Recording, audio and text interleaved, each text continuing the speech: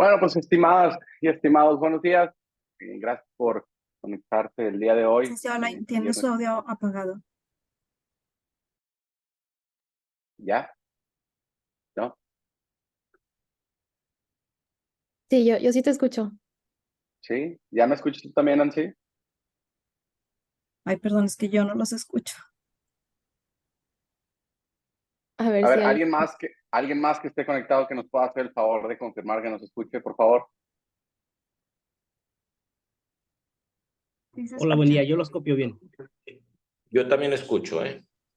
Ah, perfecto. Entonces, creo que es, creo que es Nancy. Pero bueno, entonces, le estaba comentando, muchas gracias por conectarse el día de hoy, de viernes 6 de octubre. El día de hoy estará con nosotros María Valencia y me voy a permitir leer una breve semblanza de María. María es internacionalista con más de 7 años de experiencia en el sector público y privado. Ha sido considerada como una de las 100 líderes más influyentes del sector energético en México por la revista Petróleo y Energía, así como referente de las mujeres en la industria, sin duda. Actualmente es gerente de vinculación y relaciones institucionales de Seis Energía, empresa líder en infraestructura energética con más de 30 años en experiencia. Fue directora de vinculación institucional en la Agencia de Energía de Puebla, en la Agencia de Energía del Estado de Puebla, liderando la estrategia de innovación en proyectos de movilidad eléctrica y hidrógeno verde.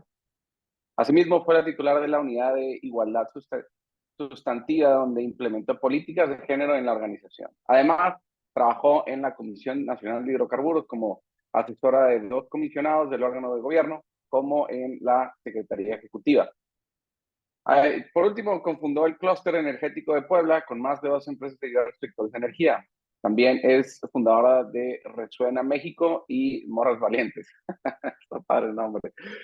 Dos organizaciones de la sociedad civil de emprendimiento para las mujeres. María, bienvenida a la Comisión de Energía. Hola, muchas gracias, Alain. Muchas gracias por la invitación y gracias a todos por estar acá conectados. Vamos a hablar de un tema, le decía Alain, de repente puede ser un poco controversial en el sector el hidrógeno verde y sobre todo ahora que hay mucho desarrollo en el tema de baterías eléctricas, en temas de electromovilidad.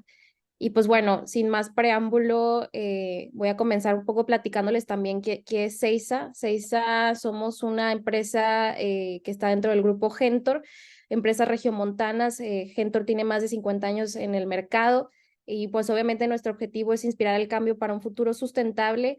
Y Seiza inició hace 30 años como una empresa de cogeneración. Nos consideramos pioneros en la transición energética porque justamente en los 90 no había muy pocas personas hablaban de cogeneración eficiente en México y nosotros tuvimos esa oportunidad de empezar a desarrollar proyectos. Fuimos, de hecho, el segundo permiso de generación de energía en la historia de México para un cliente con el que seguimos trabajando. Sobre todo trabajamos con la industria papelera. Y pues bueno, en ese sentido hemos evolucionado un poquito. También trabajamos en temas de biogás. Hicimos de hecho la primera planta de biogás en México, aquí en Monterrey, que en su tiempo fue la más grande de Latinoamérica. Y bueno, así es como hemos también estado entrándole a otro tipo de tecnologías y bueno, algunos de nuestros clientes son estos. De hecho, ahorita estamos trabajando también con CFE en la repotenciación de 9 hidroeléctricas. Entonces, bueno, ha sido todo un viaje y por supuesto que como empresa también nos hemos preguntado cómo le podemos entrar al hidrógeno verde, ¿no? Que a mí me gusta verlo como una carrera, porque pareciera que dentro de las tecnologías que hay en nuestra matriz energética y sobre todo con la innovación tecnológica, hay una carrera entre la industria solar, entre la industria eólica, entre la electromovilidad y sobre todo para el objetivo es el mismo, ¿no? Descarbonizar. O sea, lo que queremos es descarbonizar. Y quiero iniciar con este artículo que salió, me parece, la semana pasada del Financial Times. Justamente entrevistaron a John Kerry, que es el enviado especial de clima de Estados Unidos. A mí me encantó esto que menciona, que la transición energética es la nueva revolución industrial, porque justamente, pues, todo mundo ahora, todos los países nos están, y las empresas sobre todo también se están preguntando cómo empezar a ser más sostenibles. Ahorita vamos a ver por qué motivantes, pero a mí lo que me gusta y sobre todo esta frase que pongo acá, él dice, yo creo en el mercado y no hay ningún gobierno que vaya a solucionar el cambio climático, ¿no? Es más bien un tema de financiamiento, es un tema de inversiones y eso viene del sector privado. Y a mí me gusta también mencionar, sobre todo con la política energética complicada que hemos tenido en México, que el sector privado es el que está liderando la transición energética. Ustedes bien lo saben con sus clientes, han visto cómo volverse creativos, cómo ir navegando dentro de estas regulaciones, esta incertidumbre y todas estas restricciones que hemos tenido en proyectos renovables y que pues al final del día el sector privado ha buscado la manera de cómo sí. Y entonces, este artículo que dice John Kerry, pues definitivamente se necesitan incentivos, pero más allá de todo se necesita mucha voluntad y para llegar a esta transición energética en donde usemos tecnologías como el hidrógeno verde, que es un gran reto, pues se requieren muchas inversiones. Entonces ahí es donde yo digo, el sector privado hoy por hoy es quien está liderando la transición energética. Y aunándolo un poquito pues al tema de revoluciones industriales, pues evidentemente hemos utilizado en la historia de la humanidad pues el energético más accesible en el momento, ¿no? El más costo efectivo, el que técnicamente nos hace más sentido. Hemos vivido la Primera Guerra Mundial, donde se usó el carbón, la Segunda Guerra Mundial, en donde ya se usó el petróleo, y bueno, tuvimos la Tercera Revolución Industrial, en donde ya incluso se veía el gas natural. Y vemos justo en esta grafiquita, por ejemplo, pues cómo está adentrándose ya el tema de las renovables. O sea, ya es un tema de cómo hemos evolucionado y realmente pues es un tema de que tenemos que aceptar ese cambio. O sea, es aceptarlo y que es inevitable sobre todo. Ya, porque es inevitable, porque bueno, tenemos varias motivaciones. Evidentemente el cambio climático es una de ellas. Tenemos aumento de temperaturas históricos, nunca habíamos visto estos aumentos. Hemos visto también incendios incontrolables en algunas partes del mundo, inundaciones, cuestiones que pues no eran muy comunes en ciertas regiones y que de hecho esto, más allá bueno, hay mucha afectación económica, por ejemplo, actividades económicas como la agricultura o la ganadería van a tener que emigrar de regiones porque ya no van a ser tan viables en esas regiones, por ejemplo, pero también pérdidas humanas, el costo de migración de personas, etcétera. O sea, el tema de cambio climático ya nos está afectando en mil formas. También es un tema de costo efectividad, como les mencionaba. Ahorita vamos a ver por qué cada vez más, yo siempre digo, la descarbonización sí es negocio. Las energías renovables cada vez más han tenido un rol económico importante en el mercado al punto de que ya son mucho más efectivas incluso que los combustibles fósiles. Y también un tema de sistema de comercio de emisiones. Seguramente han escuchado este sistema que, por ejemplo, en México hay hay una, ¿cómo le llaman?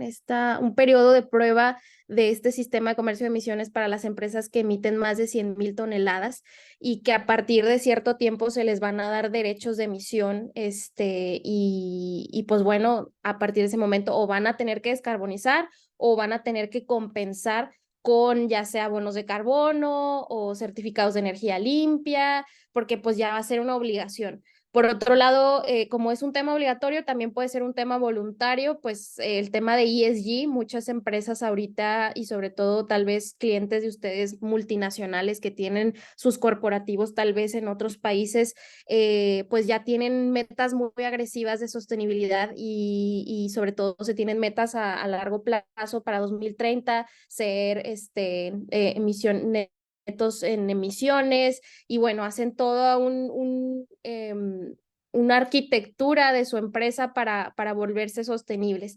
Y bueno, sin mencionar también en el sistema de comercio de emisiones que en México ya hay al menos 8 estados del país que tienen sobre la mesa el impuesto al carbono. Uno de ellos, por ejemplo, es Zacatecas, que de hecho es muy interesante hablándolo desde el tema legal porque ahí las empresas, por ejemplo, no pues algunas no les parecieron este impuesto y fueron hasta la Suprema Corte de Justicia. Seguramente ahí ustedes están más enterados que yo, pero bueno, ahí es donde vieron que allá hay un impuesto al carbono federal, ¿no? Entonces no puede haber un impuesto sobre otro y este impuesto al carbono federal es sobre todo para el tema de uso de combustibles fósiles como por ejemplo el propano, metano y demás, diésel, etcétera.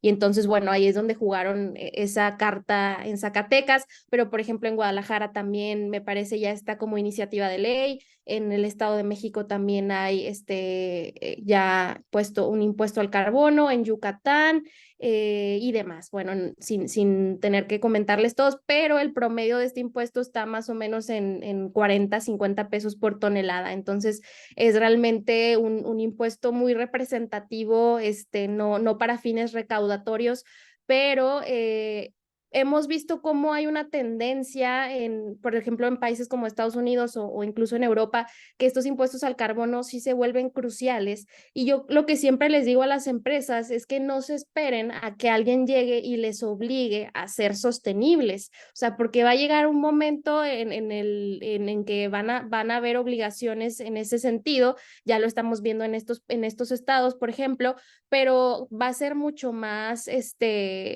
pues requisitorio en ese sentido. Y por ejemplo, en el tema de ESG, las empresas multinacionales ya les están pidiendo a sus proveedores el ser más sostenible. Entonces, ya es también un tema de ser competitivos en el mercado.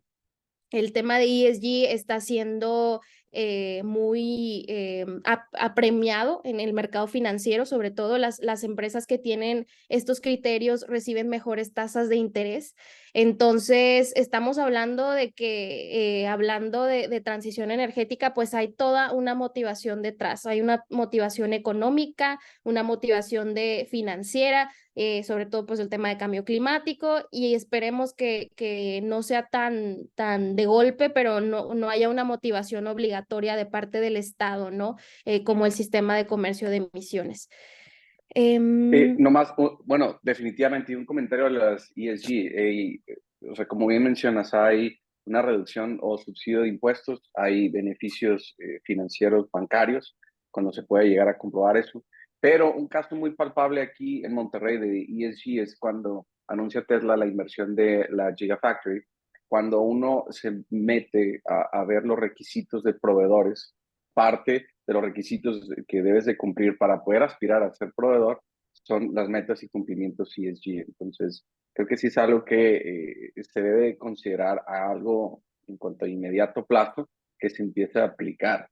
Porque es la misma industria la que lo está demandando. O sea, no, el gobierno estatal o federal no te va a andar solicitando o midiendo tus metas ESG. Sin embargo, la propia industria es la que está forzando para bien este tipo de medidas.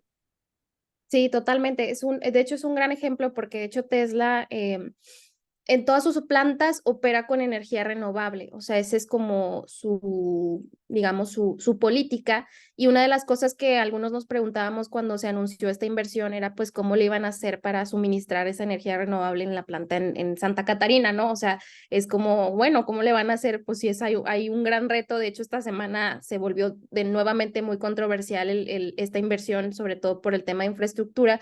Pero más allá de eso, como mencionas, es una cuestión de negocio. O sea, ya yo me pongo a pensar, por ejemplo, en las pymes, en las empresas mexicanas, que tal vez no traen en el radar este tema de ESG, y en el momento en que llegue un grandote y les diga, oye, pues yo te quiero contratar, pero pues no tienes criterios, por ejemplo, no tienes ni siquiera paneles solares en tus naves, en tu operación, o sea, lo mínimo, ¿no? Como este tipo de requisitos de sostenibilidad, pues de plano los van a agarrar en curva. O sea, va a ser un tema yo les menciono, tienen que empezar ya a presupuestar, a planear cómo van a ir migrando un poquito y analizar sobre todo cómo están como estructura de empresa, porque el tema ESG se mete a la cocina de tu organización. O sea, ahorita estoy hablando solo del tema ambiental, pero obviamente está el tema social, cultura organizacional, si tienes mujeres, paridad en tu empresa, en la toma de decisiones, combustibles, el tema de residuos, el tema del agua, o sea, es un tema bastante holístico, digamos, muy importante,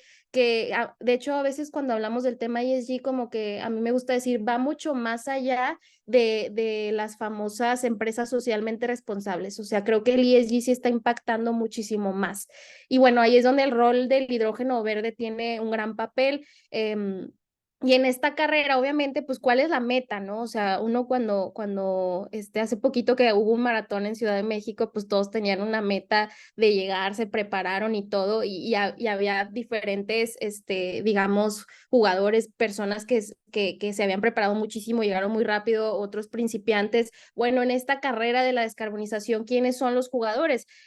Particularmente los estados, los países, son más de 131 países que están comprometidos con lograr las emisiones netas cero, países que pues probablemente dentro de estos está México, pero que lamentablemente no se ve reflejado en sus políticas, pero sí otros países que sí tienen una política bastante agresiva en ese sentido, y que estos países representan el 88% de las emisiones mundiales, ¿no? De gases de efecto invernadero. Entonces, tanto gobiernos están comprometidos, pero también las empresas, como les mencionaba, hoy por hoy el 88% de las empresas públicas que están cotizando en alguna bolsa o en el sistema internacional de cotizaciones cuentan con iniciativas ESG. Entonces es un gran mercado, o sea, esto representa más de 53 billones de dólares, que para 2025 está previsto.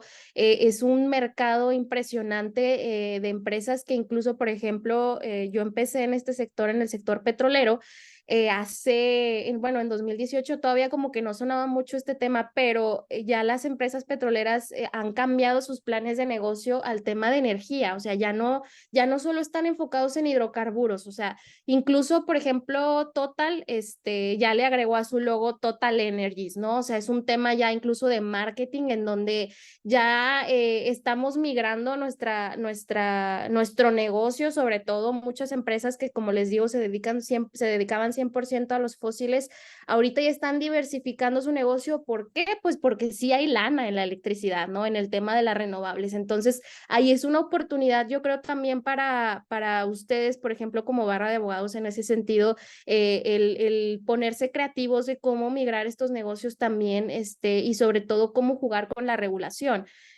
Porque el tema de hidrógeno ahorita vamos a ver, pues no está regulado, no está mencionado como tal el hidrógeno verde en nuestras leyes y reglamentos.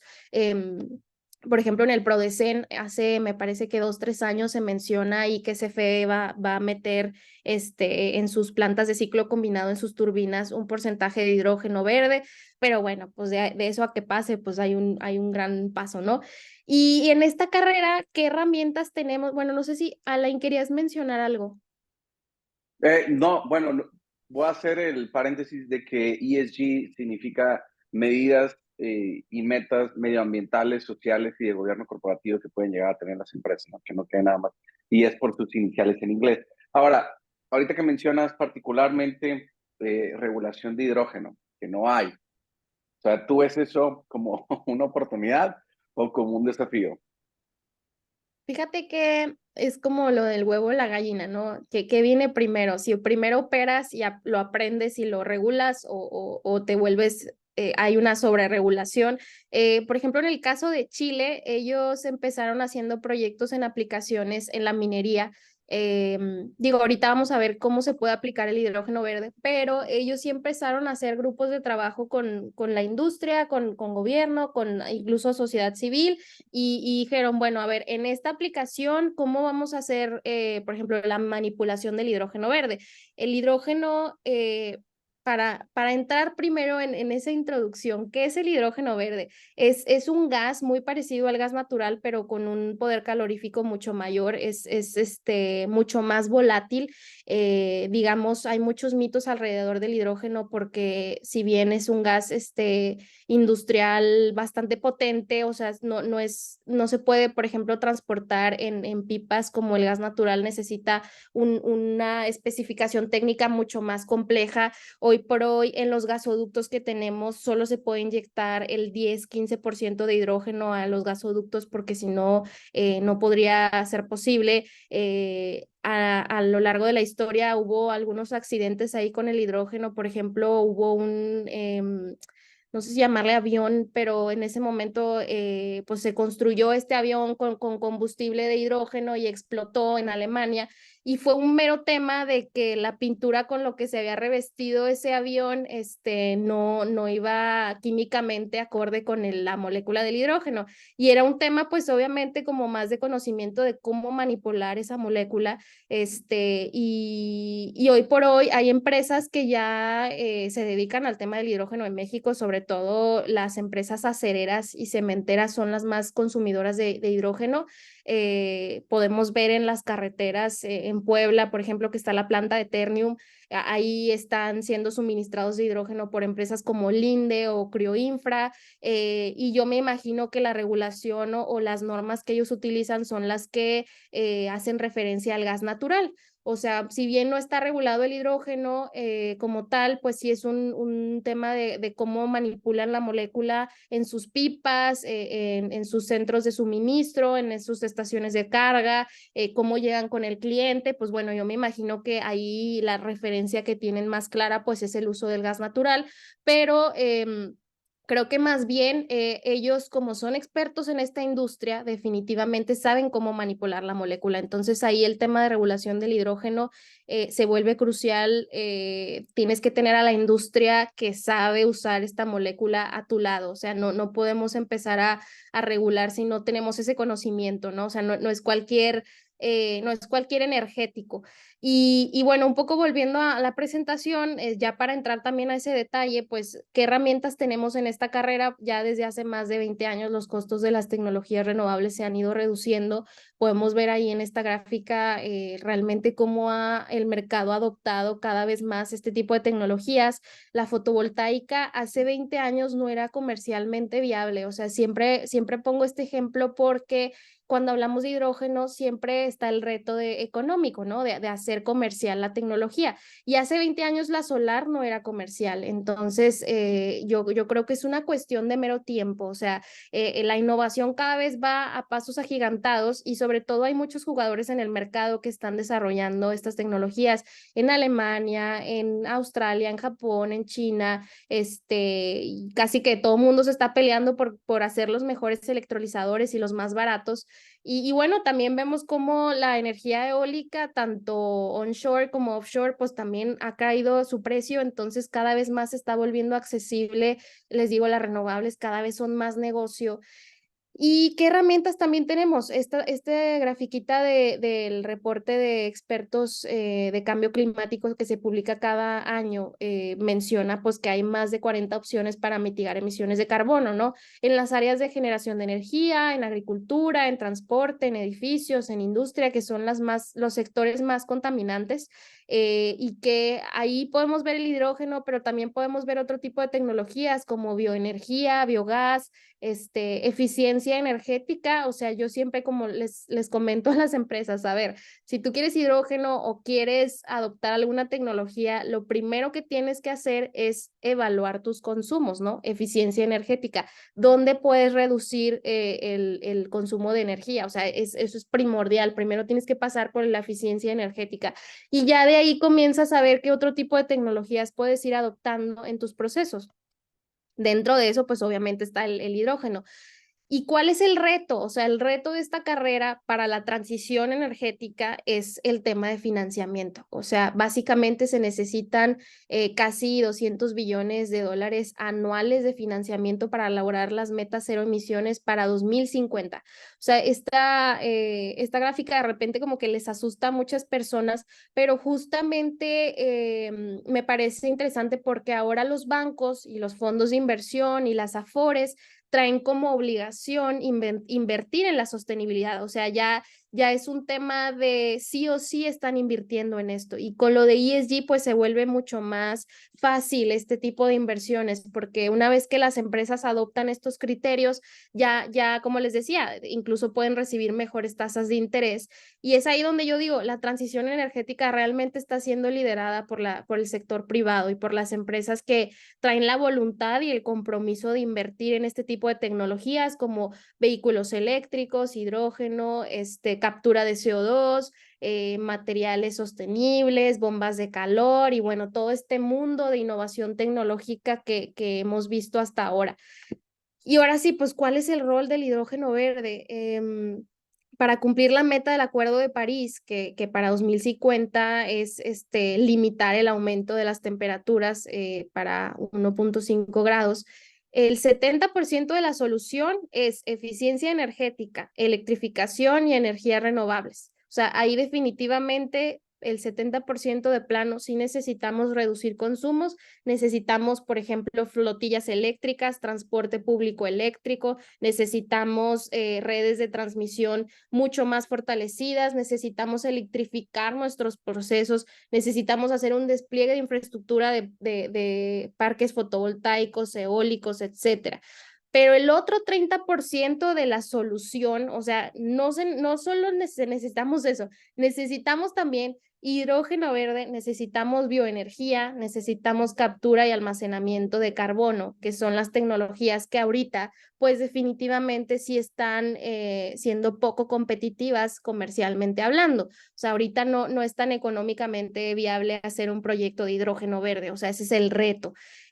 ¿Cómo se hace el hidrógeno verde? Es con un electrolizador, es un equipo en donde se mete una corriente eléctrica de energía limpia, ya sea fotovoltaica, eólica, puede ser nuclear, de ahí es donde depende el color. Por ejemplo, pues si es verde, pues definitivamente o viene de solar o eólico, el turquesa viene del nuclear, cuando hablamos de gris, por ejemplo, o de hidrógeno, sí, hidrógeno gris, pues es de combustible fósil. Cuando hablamos de azul es cuando viene de gas natural, pero con captura de CO2. Si solo viene de gas natural, entonces es gris. Y bueno, así es como vemos por su forma de producirse, es el color, ¿no? Y el número de emisiones que genera, ¿no? Al producirse.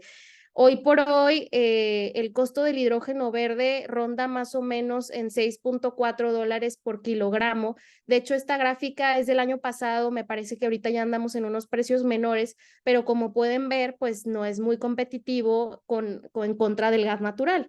Y algo muy interesante es que el año pasado con la guerra de Rusia y Ucrania, pues los costos del gas natural se elevaron muchísimo y ahí fue donde el hidrógeno verde se volvió competitivo porque se emparejó con ese precio. Y bueno, ahí es donde Europa pues ha tenido un rol también interesante en este camino del hidrógeno verde. Han estado haciendo muchos incentivos para esta tecnología, sobre todo Alemania. El gobierno alemán, bueno, de entrada publicó una ruta de implementación del hidrógeno verde. Ellos dicen, ¿sabes qué? Yo voy a ser tan consumidor de hidrógeno que me voy a volver importador. O sea, ellos no creen solamente que van a producirlo, sino que lo van a importar. Y ahí es donde Chile dijo, oye, pues yo sí voy a ser un gran productor de hidrógeno verde, yo lo voy a exportar, ¿no? Yo te lo voy a mandar. Y entonces ahí se volvió súper interesante el tema logístico, porque hablando en México, pues México tiene un gran potencial para ser productor y suministrarle a países como Estados Unidos, lo tenemos aquí al lado. Estados Unidos es uno de los grandes consumidores de hidrógeno. ¿Dónde se utiliza el hidrógeno? Pues acá están sus aplicaciones.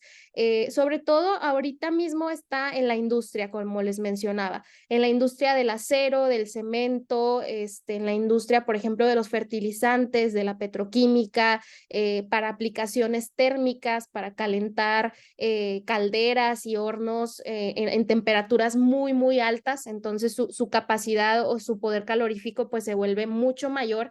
Entonces son más o menos en estas industrias particulares, por ejemplo, también en la industria alimentaria, en donde prácticamente se usa hoy por hoy el hidrógeno. El hidrógeno tiene usándose desde hace mucho tiempo, o sea, no es el hilo negro de ahora, o sea, es algo que se ha utilizado desde hace mucho tiempo. De hecho, los cohetes de la NASA se impulsan con hidrógeno, o sea, como les digo, pues es una molécula que ha sido utilizada por industrias muy particulares, pero en el camino de descubrir que el hidrógeno se puede aplicar en otro tipo de áreas o sectores, como por ejemplo el transporte, aquí es donde tiene un rol súper importante porque nos va a ayudar a descarbonizar sectores que nosotros no pensábamos que se podían descarbonizar. O sea, los barcos, o sea, el transporte de carga pesada, barcos, aviones y sobre todo pues también transporte terrestre que abarca largas distancias y sobre todo como es un gas que en comparación con las baterías eléctricas de los vehículos eléctricos es mucho menos pesado. O sea, era lo que le decía ahorita a Alain que, por ejemplo, Tesla este último mes hizo una prueba en una carretera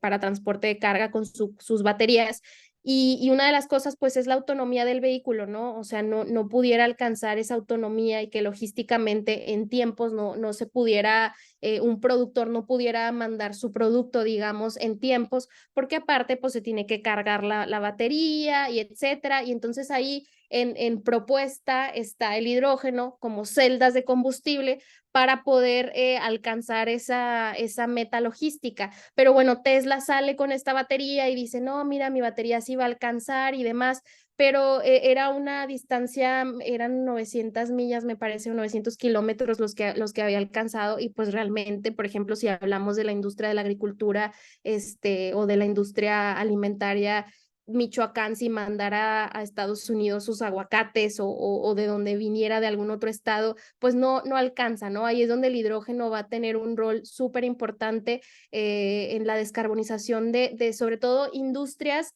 difícilmente de descarbonizar, o sea, industrias complicadas que no se pueden electrificar, o sea, necesitamos electrificar, pero donde no haga sentido técnico, ahí es donde puede entrar el hidrógeno verde.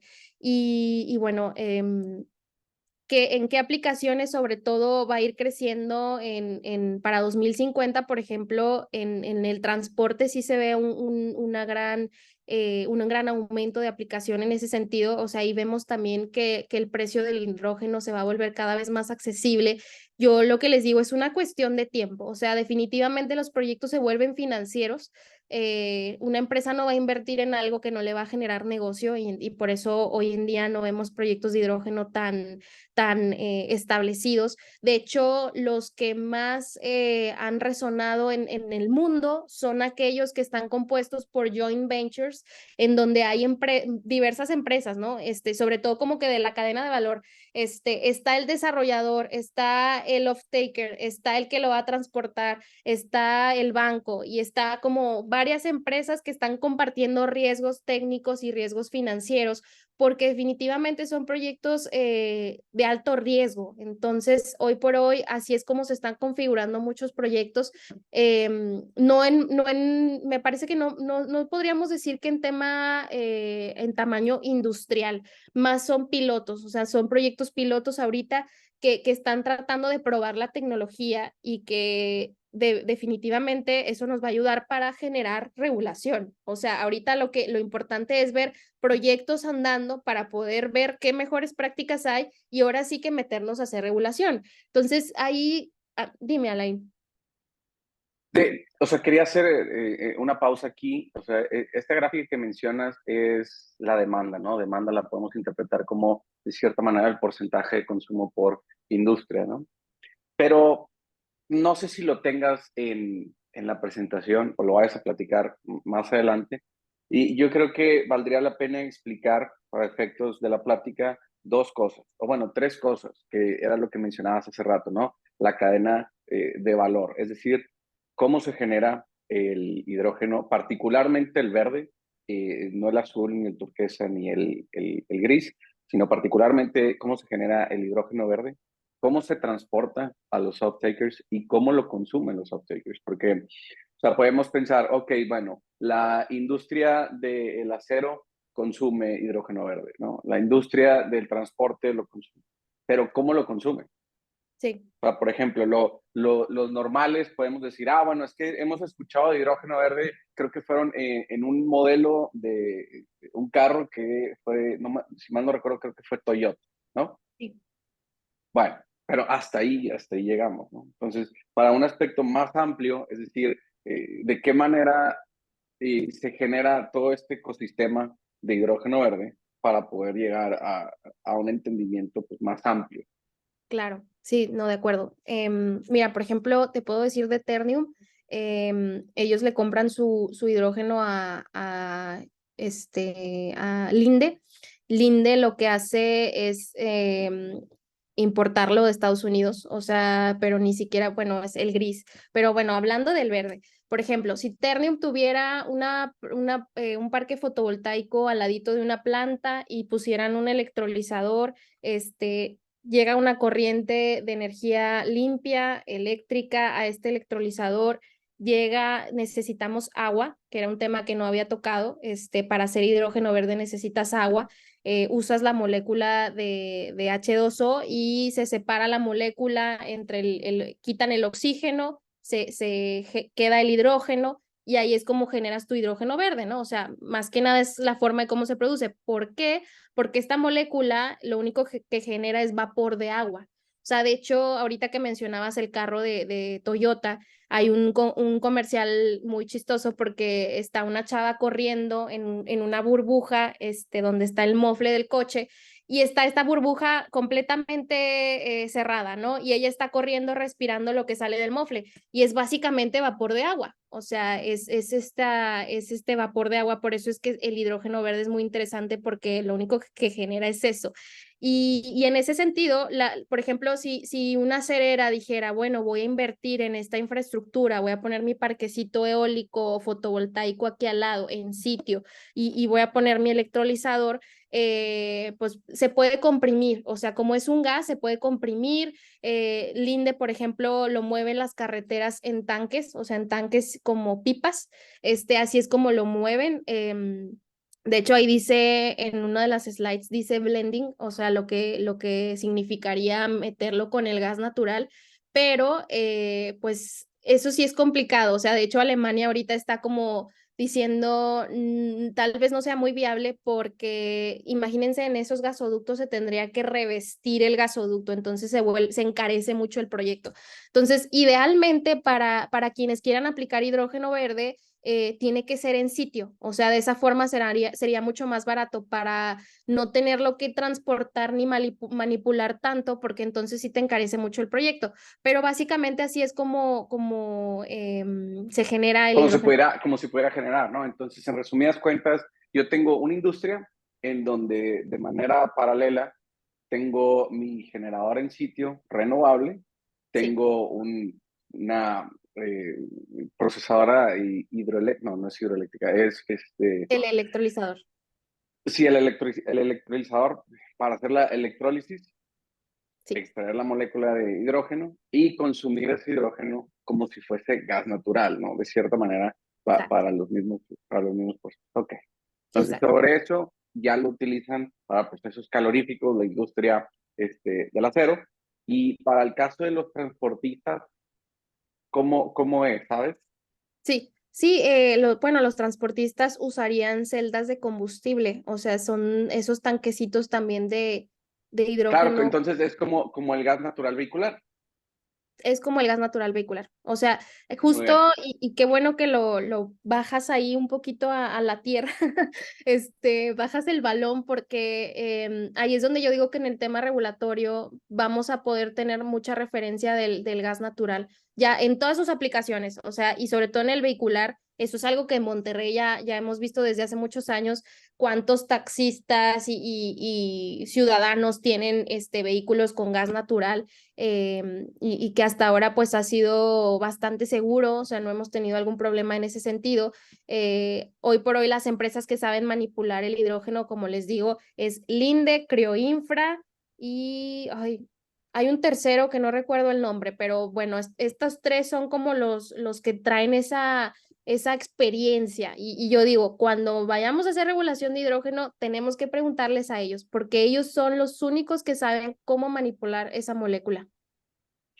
No, y yo lo vería en cuanto a regulación se trata, pues algo muy similar que a lo que tenemos con gas natural, ¿no? O sea, Es- sobre eso, pues bueno, aterrizarlo y en consecuencia aplicarlo. Pero para efectos de consumo, para sí, efectos de generación, creo que nos tendríamos que apegar un poquito más a electricidad, sí, porque en oil and gas tenemos upstream, que es pues la extracción, ¿no? Tanto de gas natural, inshore, offshore, como de el petróleo. Pero en este caso, literalmente tienes que hacer el proceso de separación y de control de la molécula de hidrógeno, porque, como mencionabas, es más volátil y desafortunadamente es más propenso, más bien, no es más propenso a cometer algún tipo de incidente, pero el riesgo es mayor, vamos a decirlo de cierto. de acuerdo. Pero bueno, Exacto. te dejo terminar la presentación. Sí, sí, no, y qué bueno que lo mencionas porque, por ejemplo, sería la CRE la ideal para llevar esto, porque es un tema eléctrico, pero también es un tema de gas, y bueno, ahí es donde se hace la referencia. Y bueno, para el tema de hidrógeno verde, como pueden ver, la mayor inversión en esta gráfica en su cadena de valor, o sea, ya sea para la producción, para el tema de transporte, la mayor inversión, por ejemplo, va a venir del sector fotovoltaico. O sea, es una cosa interesante porque si nosotros queremos hidrógeno verde, necesitamos infraestructura renovable. O sea, si no, ¿de dónde va a salir? Y es como que un tema en México que ha sido pues muy golpeado, lamentablemente. Hemos dado muchos pasos hacia atrás en el tema de desarrollo de infraestructura renovable, pero digamos, el hidrógeno se vuelve un motor para cada vez más tener esa infraestructura, el mejorar tus redes de transmisión, el tener una mejor gestión de nuestros sistemas energéticos, el tema de las baterías se vuelve súper importante. Entonces, pues si queremos llegar a eso, y sobre todo en México, acá en Nuevo León, ustedes lo saben, el tema de la crisis del agua, pues no, es un tema complicado porque para producirlo también necesitamos una buena cantidad de agua, ¿no? Entonces, hay muchos retos detrás, pero pues yo sí les puedo comentar que las tendencias van hacia que sí se va a hacer una aplicación importante del hidrógeno verde. Muchas empresas acá, por ejemplo, Siemens, entre otras, son las que están apostando por eso. Ustedes conocen la Asociación Mexicana del Hidrógeno de Israel Hurtado, hay más de 50 socios en esta asociación, entonces en México hay un gran interés. Pero está la otra cara de la moneda. Esta noticia está muy interesante porque China, por ejemplo, trae una sobrecapacidad de electrolizadores. O sea, hay tantos planes de hidrógeno en el mundo, tantas empresas que están diciendo, yo lo voy a producir y estoy planeando que para 2030 los voy a tener, y los productores de electrolizadores también están comentando de que van a tener una alta demanda de electrolizadores, pero no saben dónde van a colocar esa molécula. O sea, no se ha cerrado la pinza de decir, oye, ¿quién me va a comprar esa molécula? O sea, los proyectos se están haciendo sin cerrar esa parte importante de quién va a ser el off-taker. Entonces, creo que sí hay un tema ahí medio negativo en donde pues hay muchas noticias buenas de que el hidrógeno verde se está desarrollando y hay muchos planes, pero va a llegar un punto en el que definitivamente pues no se va a saber dónde colocar esa molécula. Entonces, por eso es que los proyectos me parece que la forma más ideal para hacer algún proyecto de este estilo es compartiendo riesgos, como les digo, con las joint ventures que han hecho ya en otros países para hacer este tipo de proyectos, y cerrar la pinza de quién te lo va a comprar. Eh, Súper rápido les quiero platicar que hay una oportunidad de financiamiento hoy por hoy en México de parte del gobierno alemán. Se llama el Programa Internacional de Fomento al Hidrógeno H2OP. El H2OP acompaña a las empresas, ya sea para identificar ideas, conceptos de cómo pudieran aplicar la molécula, y a partir de ahí se genera un proyecto ejecutivo y les llaman Public-Private Partnerships. Básicamente se les financia hasta el 50% de su proyecto en etapas de prefactibilidad. O sea, si tú como empresa tienes una idea y obviamente necesitas hacer estudios para probar este proyecto ejecutivo, consultorías, o necesitas un software, pues ahí se puede financiar el proyecto y la GIZ, que es la agencia del gobierno alemán, la agencia de cooperación alemana en México y que está también en otros países, se vuelve tu project manager. Entonces te acompañan durante todo el proyecto y bueno, obviamente hay algunas condiciones para poder entrar a este financiamiento, que seas una empresa que tenga un partnership o bueno, el financiamiento llega a una empresa alemana en México. Entonces, si eres una mexicana, te haces un partnership con una alemana y van juntos y así es como van compartiendo esos riesgos y el financiamiento lo maneja la GIZ. Entonces, como les digo, se vuelve su project manager. ¿Qué proyectos hay en México hoy por hoy en hidrógeno verde? Les puedo hablar del de Campeche, en Champotón, de hecho fue uno de los que mediáticamente se volvió pues de gran relevancia estos últimos meses. Ahí estuvo la gobernadora firmando un convenio con el embajador de Alemania y ahí estuvo la GIZ y básicamente es un proyecto eólico para producción de amoníaco verde, o sea, con la molécula de hidrógeno, y lo planean exportar a Alemania. Entonces, es una empresa que se llama Mexco. Esta empresa se alió con i2Gen, que es una empresa alemana, y este es el proyecto que se está financiando por la GIZ aquí en México. Hay otras iniciativas medio que se anunciaron, pero no hemos visto mucho desarrollo en San Luis Potosí. En Puebla, yo tuve la oportunidad de colaborar ahí en la Agencia de Energía del Estado de Puebla. Estuvieron desarrollando un electrolizador con una universidad. En Nuevo León, pues ustedes saben, en la Agencia de Energías Renovables hay una iniciativa importante del tema de hidrógeno. Me parece que ahí ya hicieron un análisis de las empresas interesadas. Eso se ve a largo plazo, pero pues es una buena iniciativa. Baja California Sur ya hizo un estudio de hidrógeno. Guanajuato también ya están por publicar un estudio de hidrógeno. Sonora, Durango, Ciudad de México, Oaxaca, pues son iniciativas más que nada, no proyectos, sino más que nada iniciativas, pero vaya, lo que quiero decir es que pareciera que se está volviendo un esfuerzo subnacional y a raíz de esta falta de política energética, pues las agencias de energía se han vuelto claves para empujar este tipo de temas y ya a tal grado de que tienen sus documentos, sus rutas, su identificación de necesidades de, oye, en mi estado yo tengo más industria de acero. Oye, en mi estado, pues la verdad no tengo este tipo de industrias, pero pudiera ser más en la aplicación de transporte. Y ahí es donde yo digo que ojalá próximamente nuestra política energética cambie y haya una configuración de unir todos esos esfuerzos para poder hacer una ruta nacional de hidrógeno verde, algo que ya tiene Chile, que ya tiene Colombia, que ya tiene Costa Rica, Perú, Brasil, y bueno, si nos vamos para otros países, pues obviamente en Europa y en Estados Unidos y Canadá, eso ya está de cajón. Entonces, México se está quedando muy atrás en este tema, o sea, lamentablemente sí nos estamos quedando muy atrás, pero como pueden ver, pues al menos hay ciertas iniciativas. La que está a nivel ya bastante avanzado, pues es la de Campeche y es un proyecto que tiene ya información pública, entonces por ahí lo pueden googlear. Y pues nada, finalmente agradecerles por el tiempo. En CEISA estamos buscando partners para la descarbonización. Nosotros, como les menciono, pues nos consideramos pioneros en la transición desde cogeneración a la planta de bioenergía que hoy por hoy alimenta a ciertos municipios de Monterrey, digo, de Nuevo León y al metro también. Entonces, también le queremos entrar al hidrógeno y eso, para eso pues se requiere también, como les digo, mucha colaboración. Entonces, ahí es donde estamos usando esta campaña de partners para la descarbonización. Y pues nada, finalmente, muchas gracias Alain por la invitación. Espero que les haya gustado y estoy aquí para cualquier duda.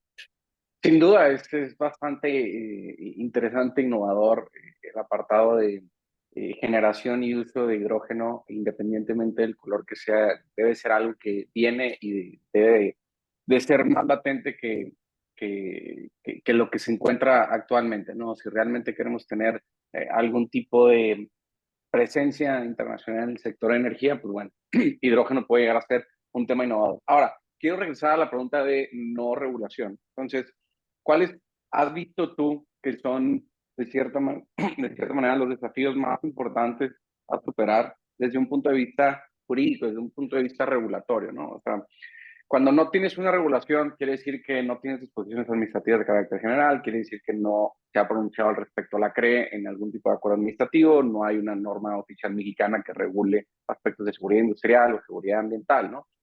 Entonces, ¿cómo ves tú los proyectos que han trasladado desde el punto de vista jurídico? Sí, pues por ejemplo el de Champotón han tenido acercamiento a nivel estatal con la Secretaría de Medio Ambiente, por ejemplo para el tema del agua, o sea, ese es un proyecto de producción de amoníaco verde, van a necesitar corriente de energía eléctrica renovable, ahí pues van a tener que sacar su permiso de generación para la planta eólica, pero vaya, más allá de un permiso particular o una regulación o, algo, o una norma incluso que les aplique para la manipulación de esa molécula cuando la vayan a producir, pues no está previsto. O sea, como no está previsto, pues de alguna forma la empresa está sacando los permisos que están adecuados a lo que van a hacer, pero más allá de eso, pues no, ¿qué más van a hacer? No, o sea, más allá de eso no hay algo más. Yo lo veo positivo porque bueno, de cierta manera positivo, porque si la empresa se está haciendo aliado de quienes saben manejar la molécula, no va a haber ningún riesgo industrial. Pero si una empresa decide muy arriesgadamente hacerlo y lamentablemente hay muchas empresas que pueden hacerlo y desconocer de la manipulación de esta molécula, pues sí hay un riesgo ahí detrás. ¿Y quién los va a vigilar? ¿Quién los va a quién se va a asegurar de que industrialmente no hay un riesgo detrás? Pues no hay nadie detrás. Entonces, y sobre todo también CFE, por ejemplo, o sea, CFE mencionó un proyecto ya en Sonora de hidrógeno, pero pues nunca hablaron de regulación. Entonces, a mí hasta me da miedo decirlo porque no me gustaría que hubiera una sobreregulación al respecto. Entonces, ahí yo creo que ustedes también nos van a ayudar muchísimo a identificar qué regulaciones hay en otros países. Sé que en Chile ya hay, en Perú también, y entonces ahí yo creo que vamos a tener que retomar, copiar y mejorar lo que hay alrededor y ahora sí que aplicarlo a México. Sin duda, y coincido contigo, ¿no? Al final del día, digamos que lo que decimos es lo que va a imperar es la autonomía, la voluntad de las partes, ¿no? Es decir, tú haz tu JV, encárgate de los seguros y las pólizas y las coberturas en caso de incidentes, a mí suministrame y se acabó, ¿no? Entonces, no sé si alguien más de los que están conectados el día de hoy tenga alguna pregunta para María, quiera aportar algo al respecto. A ver en el chat. ¿Cuál ha sido su experiencia ahora que el gobierno no apoyo permite la... Sí, bueno, pues mira, te voy a platicar en la experiencia de Seiza, de como justamente, bueno, es que me lo mandó directo a mí. Bueno, me está preguntando, ¿cuál ha sido su experiencia ahora que el gobierno no apoya o permite la cogeneración y busca privilegiar a la CFE? Justamente lo que dijimos, bueno, si no podemos trabajar con el sector privado, pues vamos a intentar trabajar con CFE. Y lo que hizo Seiza hace 2 años fue empezar a buscar entrar a las licitaciones de CFE. Afortunadamente participamos ya en la repotenciación de 9 hidroeléctricas, más para un tema de motores, o sea, es un tema de servicio ahí y de hecho entramos como grupo con otras empresas.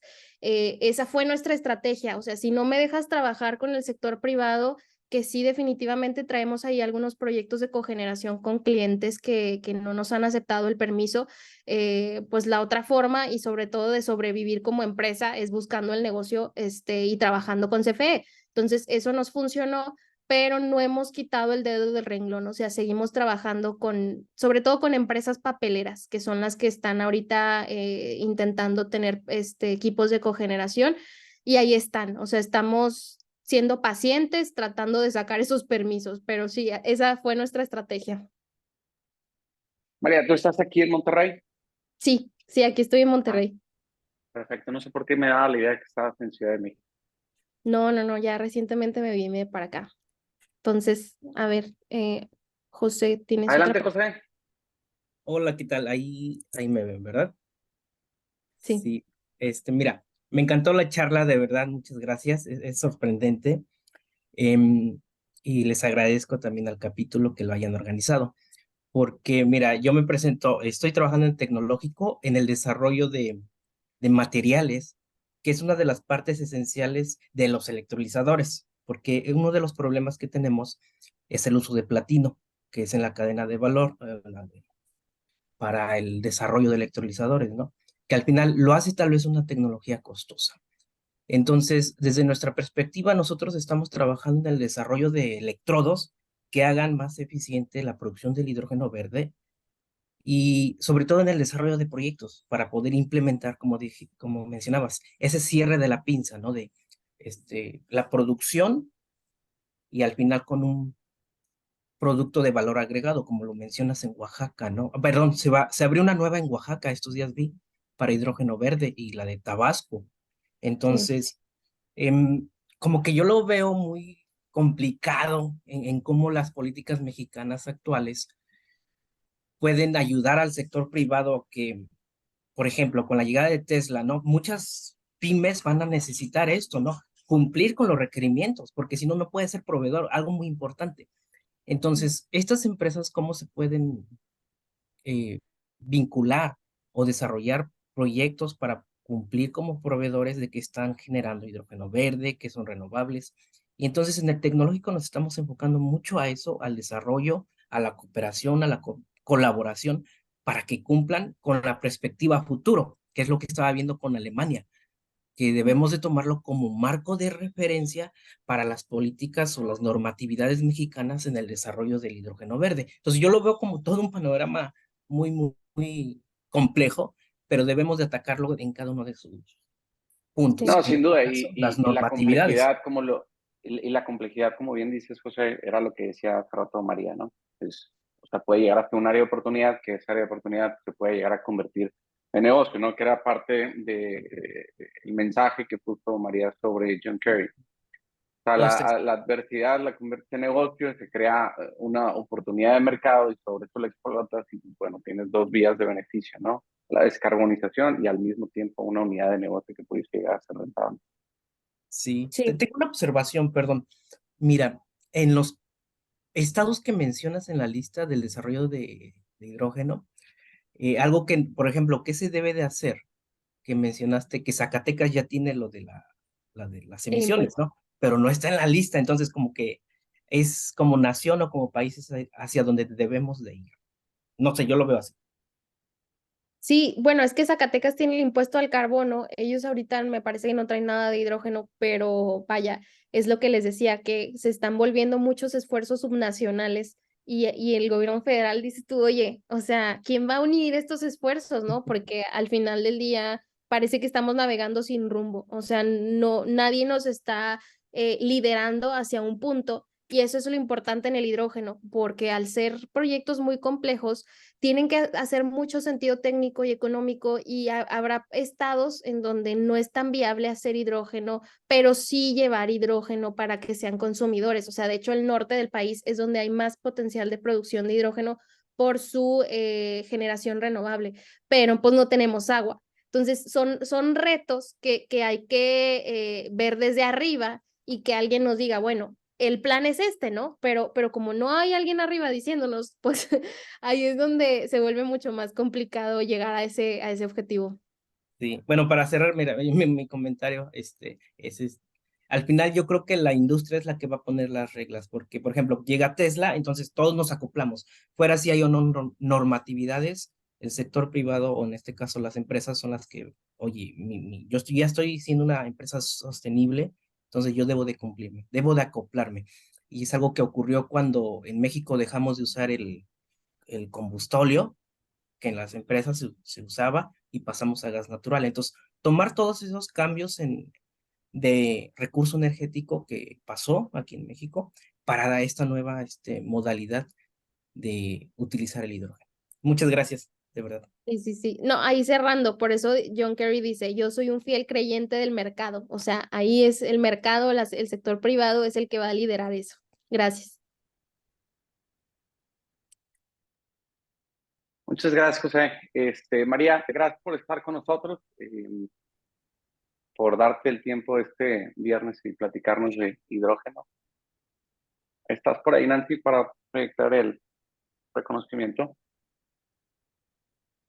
Dice que parece que está, ahí está. Ya. Entonces, María, en nombre del capítulo de la Barra Mexicana de Abogados, capítulo de Nuevo León, te otorgamos el presente reconocimiento, aún y cuando sea digital. Estamos en una versión digital por la participación que nos diste sobre el hidrógeno verde en la carrera por la descarbonización. Nuevamente, a nombre del doctor Miguel Ángel Valdés, presidente del capítulo, te agradezco enormemente el tiempo que nos has dado. No, hombre, muchas gracias a ustedes por la invitación y ya tienen mi contacto. Cuando gusten podemos seguir platicando. Muchas gracias. A ti, que estés muy bien. Y a todos Muy los bien. demás, gracias por conectarse el día de hoy. Nos vemos.